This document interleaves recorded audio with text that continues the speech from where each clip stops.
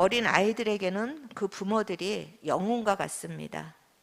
무거운 것을 번쩍번쩍 들고 자기들은 전혀 할 수 없는 일들을 하는 것을 눈앞에 보면서 아이들은 와, 우리 엄마 아빠 하고 감탄을 합니다.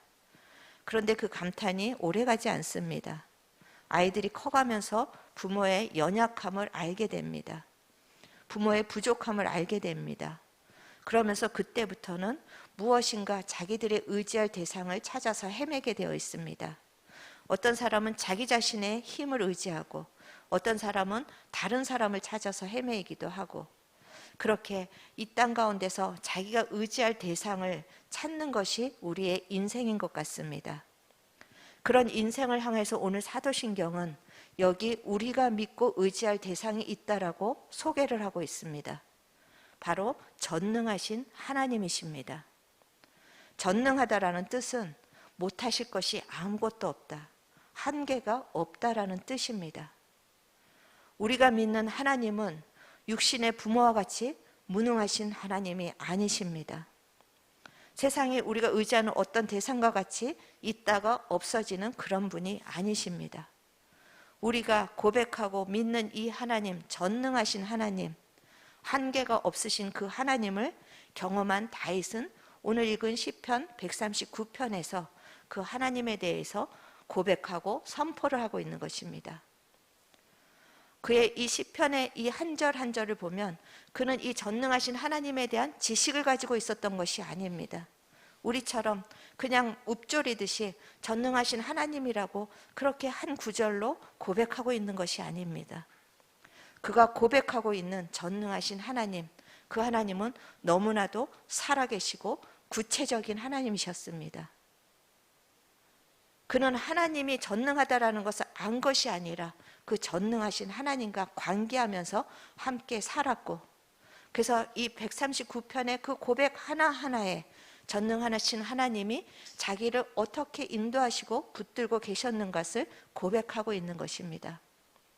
오늘 우리가 사도신경에서 나는 전능하신 하나님을 믿습니다. 여러분은 이 고백 가운데 얼마나 전능하신 하나님을 의지하고 계십니까? 다윗이 경험하고 고백한 그 전능하신 하나님은 그의 삶 속에서 어떻게 구체적으로 전능하심으로 나타나셨는지 우리가 그것을 살펴보려고 합니다. 1절에서부터 4절 보니까 이 다윗에게 나타나신 전능하신 하나님은 모든 것을 아시는 전지하신 하나님이셨습니다. 아무리 과학이 발달할지라도 과학은 이 코로나가 언제 끝날지, 또 우리의 삶 속에 전쟁이 언제 일어날지, 경제적인 공황이 언제 일어날지 아무것도 알 수가 없습니다. 하지만 모든 것을 알고 계시는 전지전능하신 하나님은 우리의 미래를, 과거와 현재와 미래를 다 알고 계신다라는 것입니다. 아무리 정보가 많고 사람의 지혜가 뛰어난다 할지라도 자기 뱃속으로 낳인 아이 마음 하나도 모르는 것이 부모입니다. 아무리 그 아이를 좋은 것을 해주려고 해도 그 아이가 무엇을 필요로 하는지, 그 아이가 상처가 무엇인지 그것을 알지 못하는 것이 인간의 한계입니다.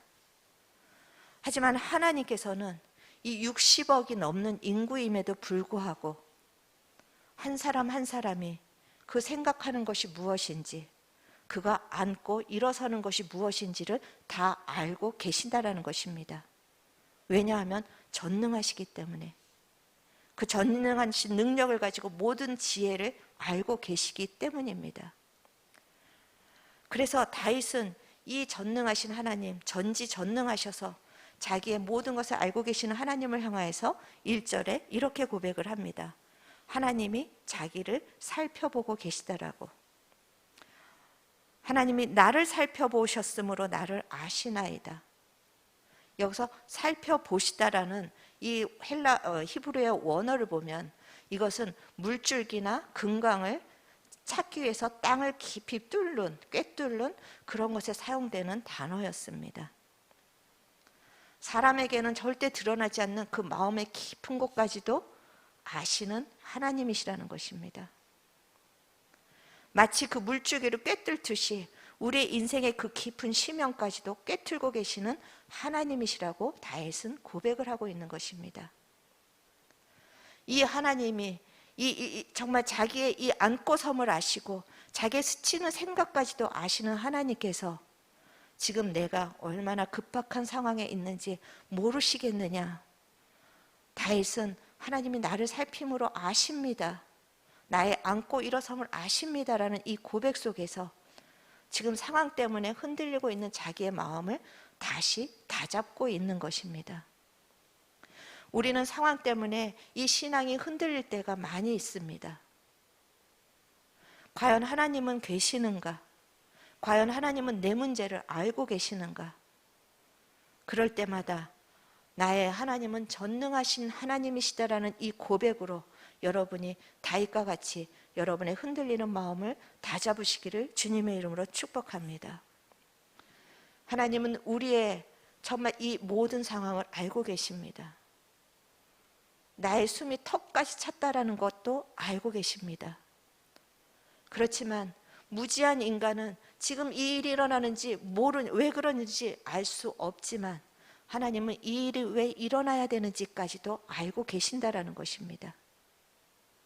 그렇기 때문에 이 모든 것을 아시는 주님, 정말 그 인간의 시면까지도 꿰뚫어 보시는 그 주님이 나의 모든 상황을 알고 계시니 이것이 두려워할 일이 아니라고 지금 다윗은 전능하신 하나님에 대한 고백을 하고 있는 것입니다. 우리의 인생이 힘들지만 왜 더 힘듭니까? 내일 일을 알고 있으면 불안하거나 두렵지 않습니다. 오늘의 어려움을 또 넉넉히 이길 수 있습니다. 우리의 모든 것을 아시는 하나님 때문에 우리의 모든 두려움과 답답함을 뛰어넘으시는 귀한 성도님들 되시기를 주님의 이름으로 축복합니다. 당장은 알 수 없는 우리의 이 지식 가운데, 이 지식의 한계 속에 모든 것을 아시는 주님이 찾아오셔서 우리를 또 위로하시는 복된 시간이 되시기를 간절히 소망합니다. 두 번째로 다윗은 5절에서부터 12절까지 그 전능하신 하나님은 어디에나 계시는 분이라고 고백을 합니다. 5절에서부터 12절까지 그 보면은 하나님은 8절에서 하늘에도 계시고 수월, 지옥에도 그 어둠의 컴컴한 정말 그 끝이 없는 그런 시변 어둠의 그 끝자락에도 하나님이 계시고 바다 끝에도 계신다라고 다윗은 고백하고 있습니다. 온 우주 가운데 편지에 계신 하나님, 무소부재하신 그 하나님이 지금 다윗도 함께 하시고 다윗의 모든 앞뒤를 지금 둘러싸고 계신다라고 다윗이 고백하고 있는 것입니다. 그 크신 하나님이 보잘것없는 다윗의 인생을 지금 둘러싸고 계시는 것입니다. 지금 다윗의 상황이 어려울지라도 지금 죽음 앞에 정말 그 위협을 당하고 있을지라도 하나님은 다윗과 함께 계시다라는 이 고백 가운데 다윗은 또 그 상황을 넉넉히 이길 수 있는 힘을 받고 있는 것입니다. 우리 성도님들의 문제는 각각 다릅니다. 경제적인 문제, 질병의 문제, 사람의 문제. 하지만 하나님의 손길이 미치지 않는 문제는 아무것도 없습니다. 각각 문제가 다르기 때문에 자기가 처한 상황밖에 알지 못하는 사람은, 그리고 다른 사람의 상황을 이해하지 못하는 사람은 그것을 다 알 수 없지만, 그 마음을, 그 생각을 다 알 수 없지만 모든 것을 아시는 하나님께서는 이 아무도 도와줄 수 없는 이 외로움의 끝자락에 함께하고 계십니다. 절망의 끝자락에 함께하고 계십니다. 이 하나님이 전능하신 나의 하나님이신 것입니다. 다윗은 이 모든 것을 알고 계시고 어디에나 계시는 자기의 모든 문제에 계시고 심지어 자기가 죄 짓는 자리에도 계시고 아무도 갈 수 없는 그 죽음의 자리에도 함께 가실 그 하나님의 편지하심, 무소부재하심을 알았기 때문에 그 하나님의 위대하심을 시편 139편을 통하여서 계속해서 선포하고 있습니다. 그래서 신학자들은 이 시편을 정말 여왕이라고 얘기할 정도입니다. 이 시편 한 편에 그 모든 신학적인 그 요소를 담고 있고 하나님의 속성을 가장 잘 표현하고 있기 때문입니다. 우리가 사도신경을 고백할 때 전능하신 하나님을 믿습니다. 이 고백 안에는 하나님의 이 놀라운 섭리와 하나님의 놀라운 그 지식과 하나님의 놀라운 그 통치와 임재가 있다라는 고백을 하는 것입니다. 그런데 그 신앙 고백을 아는 사람은 이제 기도의 내용이 달라집니다. 그 하나님의 이 전지하심과 정말 무소부지하심을 알지 못할 때는 하나님 나를 좀 알아주세요. 내 슬픔을 좀 알아주세요. 나의 상황을 알아주세요. 그렇게 하소연하는 기도로 그치지만 하나님의 이 놀라운 전능하심을 알고 고백할 수 있는 사람의 기도는 달라집니다. 그 다윗은 이 하나님의 위대하심을 고백한 후에 마지막에 기도를 드립니다. 그것이 우리가 오늘 시편 139편 마지막 절에 있는 절인데 우리 23절에서부터 24절까지 함께 읽어보시겠습니다. 하나님이여 나를 살피사 내 마음을 아시며 나를 시험하사 내 뜻을 아옵소서. 내게 무슨 악한 행위가 있나 보시고 나를 영원한 길로 인도하소서. 이 고백이, 이 기도가 얼마나 담대한 기도인지 모릅니다. 얼마나 능력 있는 기도인지 모릅니다. 저는 우리가 전능하신 하나님을 알기를 축복합니다. 그리고 그 전능하신 하나님을 알기 때문에 다윗과 같이 이런 삶을 살기를 간절히 더 축복합니다. 다윗의 이 기도를 바라보면서 이 고백이 우리의 고백이 되기를 원합니다. 그래서 첫 번째로 우리가 이 다윗의 고백처럼 하나님 나는 전능하신 하나님의 손에 내 인생을 맡겨드립니다라는 고백이 있기를 축원합니다. 다윗은 계속되는 환난과 이해할 수 없는 쫓김과 죽음의 위협 가운데서도 하나님을 향해서 원망하는 것이 아니라 하나님께 나를 영원한 길로 인도해달라고 자기 인생을 의탁합니다. 그렇게 할 수 있었던 이유가 무엇입니까? 그런 상황을 바라본 것이 아니라 문제를 바라본 것이 아니라 전능하신 하나님을 바라보았기 때문입니다. 5절에서 다윗은 하나님은 자기를 안수하시는 분이라고 고백합니다. 여기서 안수하다라는 것은 축복하다라는 의미가 있습니다. 그는 자기의 인생에 저주된 인생이라고 그것을 저주로 바라본 것이 아니라 하나님이 이 상황을 아시면서도 나를 축복할 것이라는 그 하나님, 축복하시는 하나님을 바라보았던 것입니다. 8절에서부터 10절까지 다윗은 하나님의 오른손으로 나를 붙드시는 분이라고 고백을 하고 있습니다. 오른손이라는 것은 강한 손을 이야기합니다. 강한 능력을 이야기합니다. 하나님이 강한 능력으로 나의 인생을 붙들고 계시다라는 것을 고백하면서 그 하나님을 바라본 것입니다. 자기의 생명은 날마다 위험 가운데 빠지고 있지만 그 하나님은 나를 붙들고 계시다라는 그 하나님을 바라보았기 때문에 다윗은 이렇게 하나님 앞에 고백할 수 있었던 것입니다. 그리고 11절에서부터 12절에 보면은 흑암이 아무리 자기를 둘러쌀지라도 하나님은 그 흑암도 빛으로 바꾸실 수 있는 분이라는 것을 바라보았습니다. 어떠한 상황도 어떠한 어두움도 다윗을 향한 하나님의 보호하심과 손길을 막을 수가 없었습니다. 다윗이 10년 동안 그 사울에게 쫓겼는데 사울이 그 10년이라는 긴 기간에 다윗을 죽이지 못한 것이 기적 중에 기적이 아닙니까? 왜냐하면 사울이 풀어놨던 군사들이 몇천 명이었습니다. 그 몇천 명이 다윗 한 사람을 발견하지 못했겠습니까? 다윗이 그 죽음의 위기 가운데서도 살아날 수 있었던 것, 하나님이 그를 권능의 오른손으로 붙잡고 계셨기 때문입니다. 저주받은 그의 인생처럼 보이는 그의 인생을 하나님이 계속해서 축복하고 계셨기 때문입니다. 하나님은 여전히 우리 사랑하는 성도님들을 축복하고 계십니다.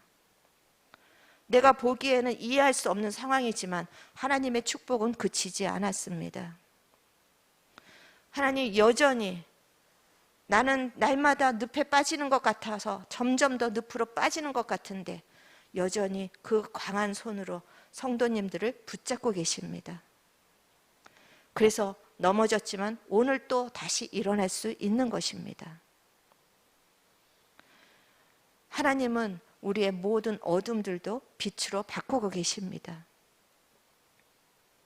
내 실패도, 내 좌절도, 내 죄악도, 내 상처도, 로마서 8장 28절, 하나님을 사랑하는 자, 곧 그 뜻대로 부르심을 입은 자들에게는 모든 것이 내가 보기에는 어두움이고 내가 보기에는 나쁜 것인 것 같을지라도 그것이 반드시 합력하여서 선으로 바뀔 것입니다. 왜냐하면 전능하신 하나님이 우리의 인생을 붙들고 계시기 때문입니다. 하나님의 택하신 자, 예수 그리스도를 믿는 자의 인생을 붙들고 계시는 하나님 때문에 우리의 인생은 아무리 어둠 속에 있을지라도 결코 망할 수가 없을 것입니다.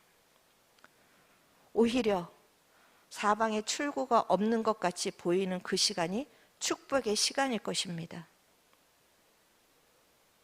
그 시간 속에서 우리는 하나님을 바라보는 사람으로 바뀌는 것입니다.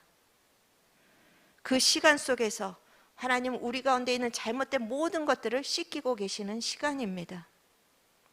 오히려 잘 되면 사람은 자기를 돌아볼 수 있는 여유가 없습니다. 오히려 실패하기 때문에 하나님 앞에 엎드릴 수 있고 오히려 실패하기 때문에 하나님 앞에 예수님의 보혈을 붙잡고 나갈 수 있는 이것이 우리 인생의 가장 큰 복입니다. 그래서 그 욥기에서도 그 하나님을 향하여서 나의 가는 길을 주께서 아시오니 욥기 23장 10절에서 그러나 내가 가는 길을 그가 아시느니 나를 단련하신 후에는 내가 순금같이 되어서 나오리라고 그렇게 고백하고 있는 것입니다.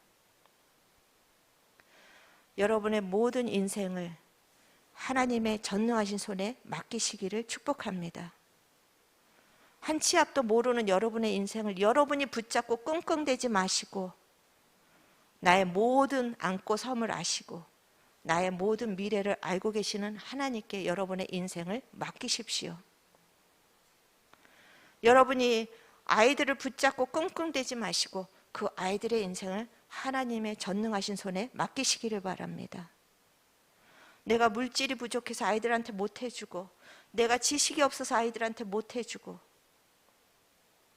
가장 훌륭한 부모는 마치 신부의 아버지가 신랑에게 그 손을 이양해 주듯이 내가 붙잡고 전전긍긍하는 것이 아니라 하나님의 전능하신 손에 그 아이를 인도해 주는 부모가 가장 훌륭한 부모이고 가장 하나님 보시기에 성공한 부모일 것입니다. 여러분, 이 교회도 하나님께 맡기시기를 바랍니다. 이 불안정한 나라도 하나님께 맡기시기를 바랍니다. 교회도 불안정하고 나라도 불안정합니다. 하지만 전능하신 하나님이 붙잡으실 때 교회는 살아날 것입니다. 전능하신 하나님이 이 나라를 붙잡으실 때 이 나라는 살아날 것입니다. 왜 교회가 이러냐? 왜 나라가 이러냐? 저 사람은 왜 이러냐? 비판하는 모든 비판의 영들이 이 시간에 떠나가고 전능하신 하나님의 손에 우리의 인생과 우리의 아이들과 다음 세대와 이 교회와 나라를 맡기시는 여러분이 되시기를 주님의 이름으로 축원합니다. 그리고 그 전능하신 하나님 앞에 여러분이 거룩한 삶을 살기로 결단하십시오. 다윗은 이제 하나님 앞에 기도하면서 선과 악을 보고 계시는 하나님, 나도 저 악인들과 같이 되지 않도록 나를 살펴주시고 나를 깨끗하게 하시고 내가 이제는 저 악인들과 같이 살지 않기로 결단합니다라고 이제 23절에서부터 이 24절의 기도로 고백하는 것입니다.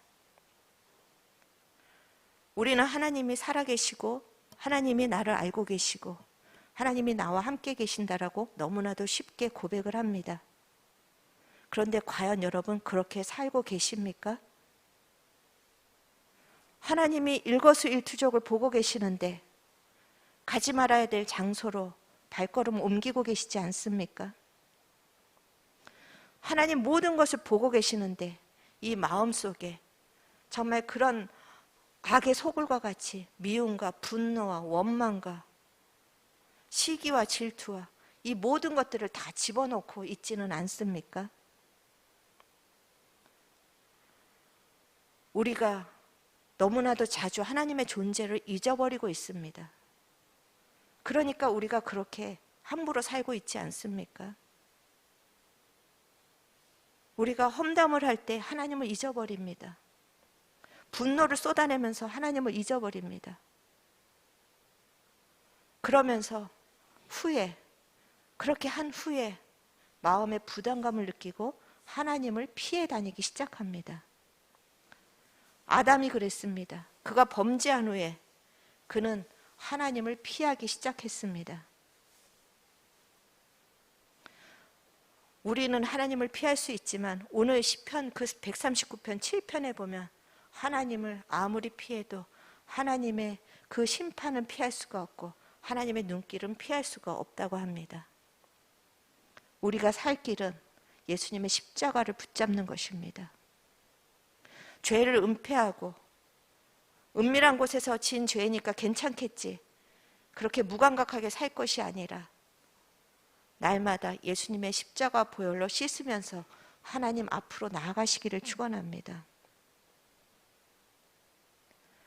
나를 다시 정결하게 하시고 나를 다시 붙드실 하나님을 우리가 바라보시기를 바랍니다.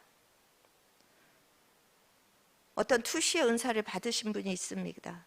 하나님 앞에 그런 정말 사람을 세우기 위해서 나에게 그 사람의 속을 깊이 알게 할 수 있는 은사를 달라고 정말 열심히 기도를 하셨습니다. 그리고 하나님 그 기도에 응답하셔서 투시의 은사를 주셨다고 합니다. 그런데 얼마 지나지 않아서 이 은사를 제발 거두어 달라고 기도를 했습니다. 왜냐하면 사람의 속을 보니까 그 사람의 눈을 절대 쳐다볼 수가 없었다고 합니다. 그 사람을 가까이 할 수가 없었다고 합니다. 그래서 그걸 보는 게 너무 괴로워서 아무랑도 관계할 수 없어서 차라리 이 은사를 거두어 달라고 그렇게 기도를 했다고 합니다.